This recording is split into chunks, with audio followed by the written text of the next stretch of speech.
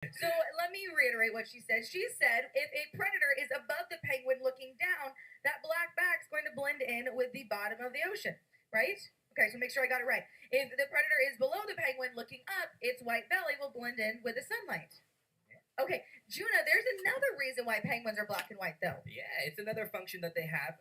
If you've ever worn a black shirt on a hot summer day, you'll know that it absorbs the heat.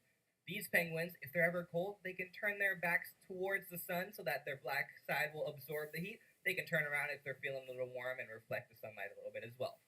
So thermal regulation. If you've ever gone into the bay and you ever think a sea lion is waving at you because it has its flipper out of the water, it's thermal regulating as well, heating up the blood that's in that flipper. Side note. Yep.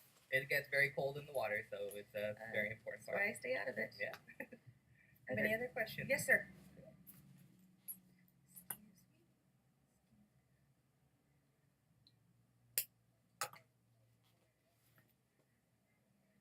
Okay, that is a great question. So, Juno, we did talk. These penguins are from South Africa. So, however, a lot of us, when we think of penguins, we think of penguins that are in a very, very cold temperatures. So, with those kinds of penguins, let's say a king penguin or an emperor penguin, would they be able to survive in a climate like these penguins? Well, in here, these are the African black-footed penguins. They prefer this kind of temperature. They probably would not do very well if they were used to the snow and ice, like the emperor penguins who live in Antarctica or in cold areas like that.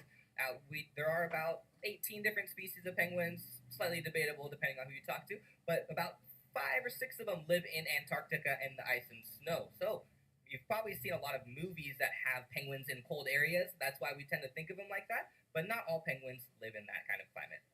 Yeah, so our penguins here, they could actually withstand an air temperature of about 100 degrees as long as they still have that nice cool water to jump into if they do get a little too warm. Yeah. All right. Well, I think we have time for maybe a couple more questions. Okay. Yeah. Yes, sir.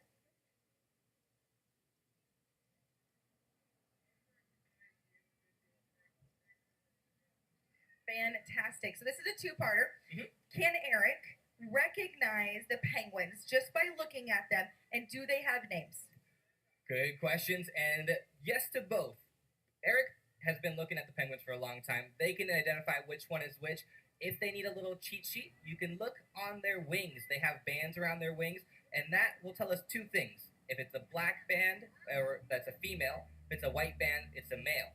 And the names that you were just asking about are all on those bands as well, so you can find out which one is named what. They all have very interesting, unique names as well. They do. For the most part, they're all named after places or things in and around South Africa.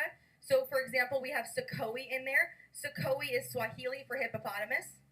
And then we have Mac, which is Monterey Aquarium, and she was one of the chicks born here. And then we also have Ray for Monterey, also born here. And then there's Tranya.